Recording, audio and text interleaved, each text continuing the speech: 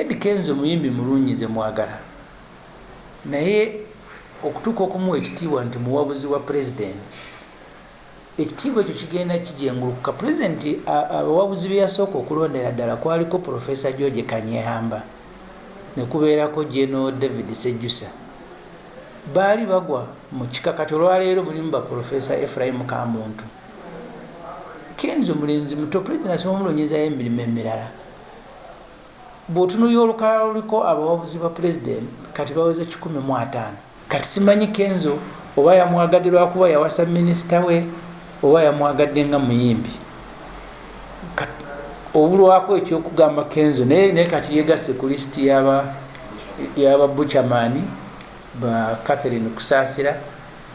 Ndowooza ekizibu kya Museveni ky'abayimbi okuva Bobi Wine weyesimbawo nga muyimbi n'afuna obuwagizi.